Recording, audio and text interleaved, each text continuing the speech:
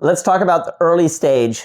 And when I say early stage here, I mean, let's say less than 1 million in revenue. What does your leadership structure look like? Well, I think at that level, it really comes down to founders.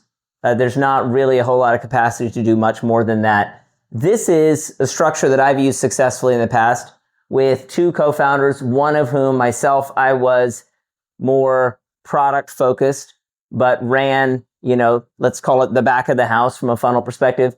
And then my co-founder, my business co-founder, he ran the front of the house in terms of sales and marketing, getting leads in the door. So that's one potential construct.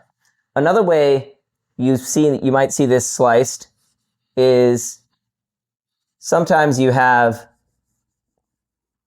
3 co-founders, and so you can break things up a little differently.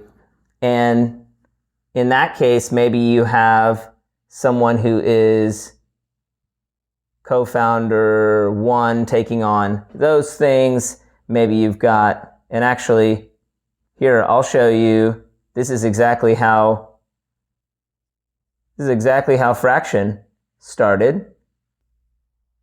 We had this sort of overlap where co-founder 1, myself, initially taking on marketing, product, internal capacities, co-founder 2 taking on sales, and co-founder 3 taking on customer success, and product, which is really delivery in more of a service-oriented organization.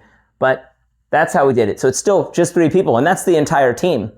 But however you slice it, whether you have 2 co-founders, whether you have 3, or even if you only have 1 co-founder, across the really, and at this scale, sub $1 million ARR, they're frankly internal. You just throw some systems in place and you set that to the side. So really there's only 4 functions, and you should be able to cover those 4 functions with 2 to 3 people total.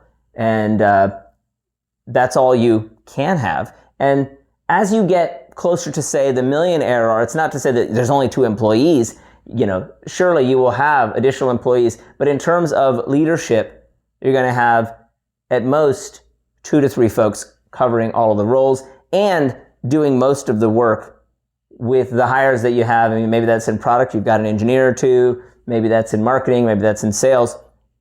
And you're absolutely contributing alongside whoever it is you hire, full steam ahead, to get you, from this place to a couple million in ARR, where even then, you don't want to go heavy on leadership until you get much, much larger. But hey, this is how you start. If you ever see a startup, or frankly, if you're part of a startup, where you've got somebody, doing the whole proverbial kicking their feet up back on the desk and just trying to boss people around, you know where that's ending.